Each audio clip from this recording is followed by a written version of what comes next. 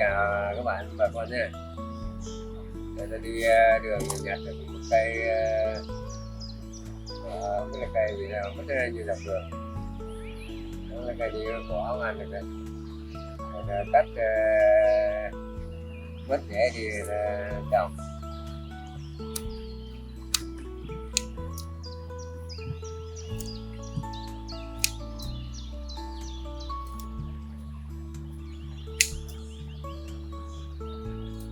Đã thấy rễ nhỏ này để tua nó bọc ra để nhỏ.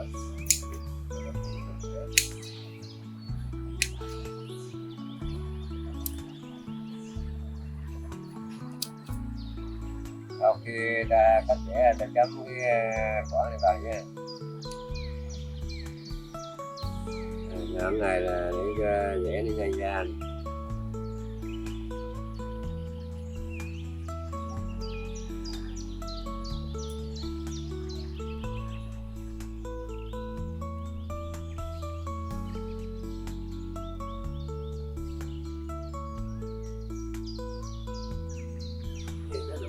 Một lớp đất này.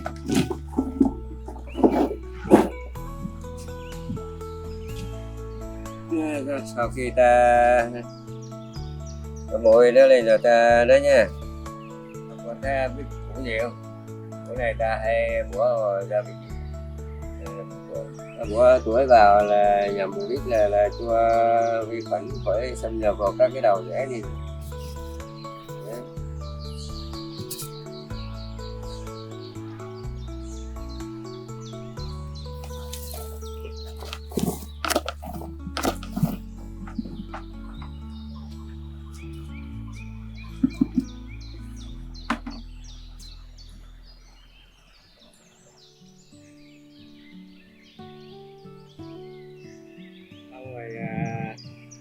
Rồi đất nó ướt đi, đất ướt thì nhưng mà không phải tưới đi nha. Khi nào đất khô người ta mới tưới. Thấy trường hợp là tưới là nó lũng đất để phát triển chậm. Tức là con nhớ nha, nên bà con chờ bụng nó lên nha.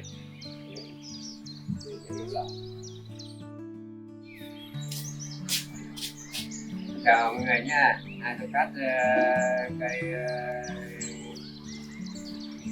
mua cũng như là nhánh cỏ này, giới thiệu bà con là cắt những cây mẹ sang trồng tốt. Đây là sau khi tôi cắt những cây mẹ ra tôi đâm là được 15 ngày nha, và nay mầm nó đã lên này nha. Đấy, bà con gửi và trồng theo cách của tôi nha. Mới 15 ngày mà đã lên này nha. Đấy, rồi rễ nó đang ra đúng về mùa quán nó nhanh ra.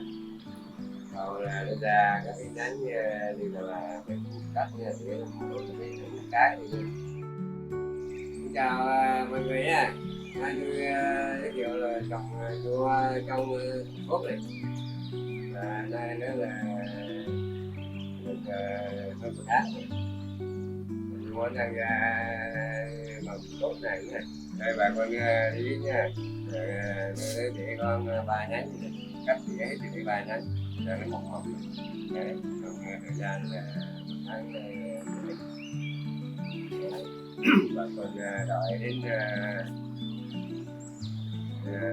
2 tháng nữa thu hoạch nha.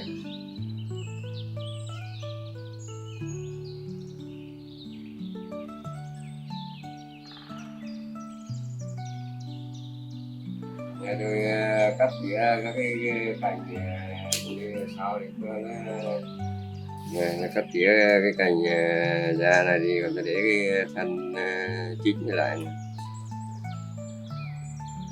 Đấy, đây là những cái cành tốt nha, ta cắt đi đây này. Còn sau này cái cành đi dài lên đây để ta phải cắt tiếp, ta để cái cành chín cho nó ra hoa được gói cho nó to nhé. Còn lưu ý nha, cắt ghép từ cây mẹ sang cây con này. Đấy. Con theo dõi chờ kết quả nha. Chào.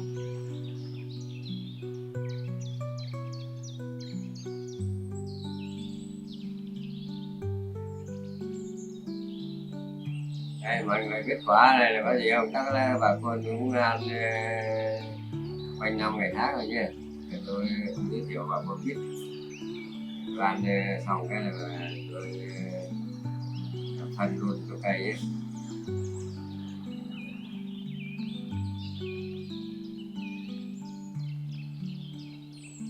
Quả này là nhiều chất dinh dưỡng này, để làm cho nhua ăn ngọt to quá nha. Mình nhớ chọc cây sóng một cây lên để nhua được ăn luôn.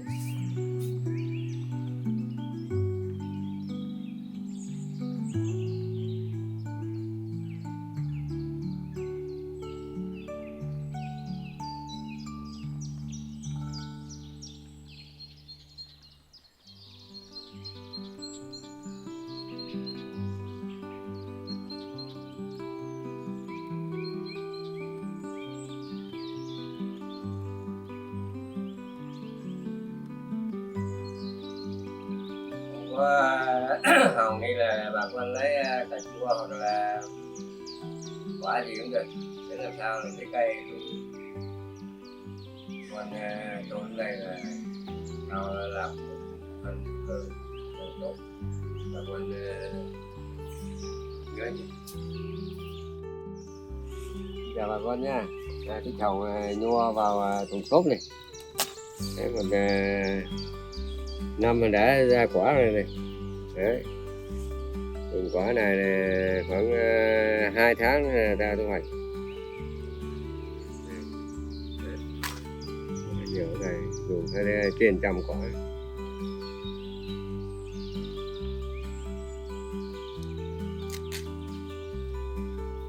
Đây là ta chiết được cây mẹ ra nhé, chỉ có một nhánh thôi mà bây giờ ta để 3 nhánh này, 3 nhánh ta để 3 bông này. Đấy, bà con thấy để 3 bông này là nhiều, một cây mà 3 bông là nhiều. Để cái này cho nó có lực cái nuôi, để sau quả nó mới tốt được nha. Xin chào bà con, chào bà con, xin hẹn lại kết quả như là 2 tháng sau nữa nha. Xin chào. Những ngày thu hoạch là 2 tháng đi. Đấy, giờ hôm nay là 2 tháng sau là ta thu hoạch.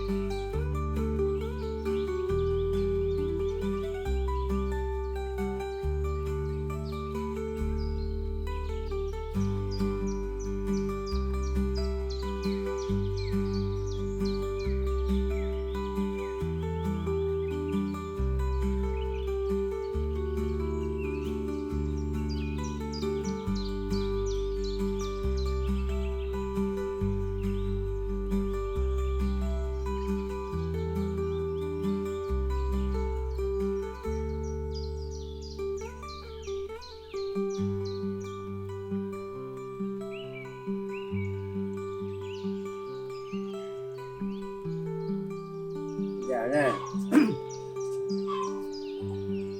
Đây, bà con thu hoạch lúa của tôi này. Thời gian trồng cũng là đến mùa thu hoạch rồi, đã thu hoạch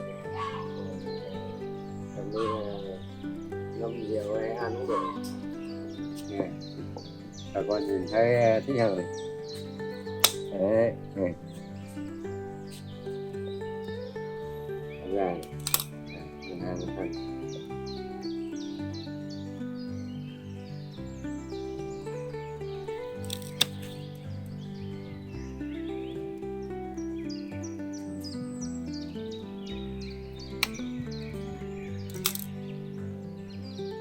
Thấy ngon không? Đấy.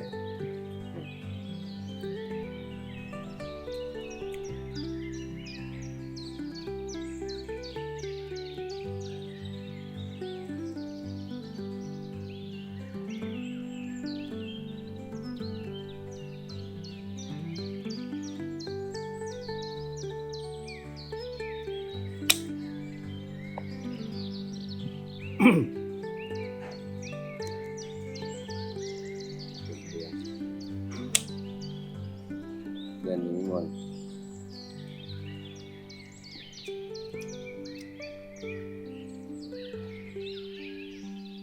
Còn ra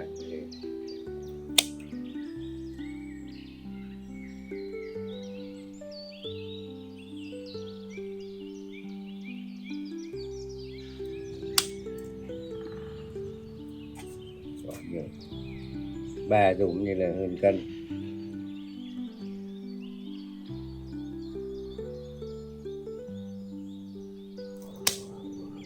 Rồi mình giải 30 phân.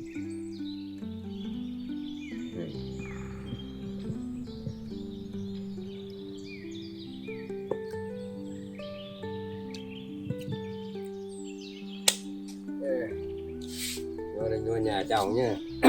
Không như nho Mỹ ta nhập khẩu về đâu, nó đều đây là mình trồng trong vườn tự nhiên của mình.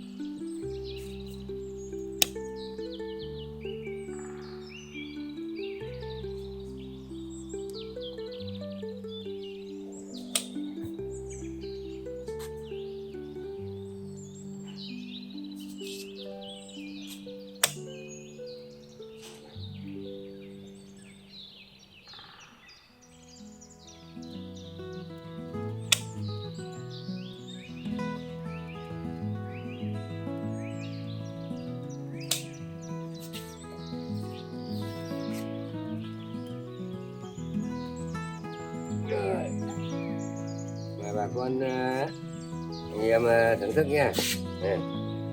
Nho từ nhà trồng.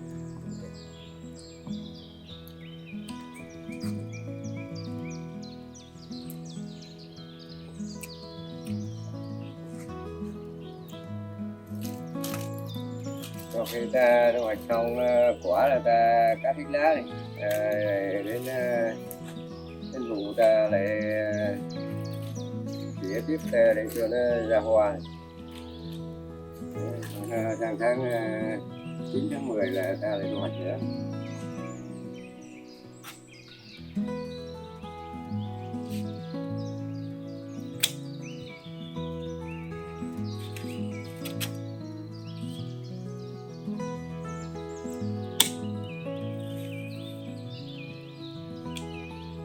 Mọi người không thấy năng giá này là ta phải cắt hết đi nha. Cắt thì vụ sau ta mới có cho được nhiều quả này. Cắt hết.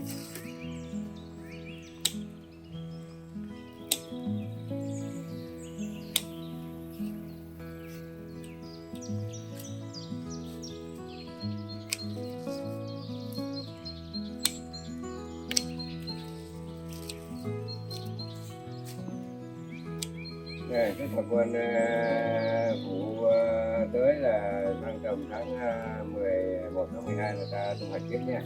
Chúc bà con thành công nha. Hẹn gặp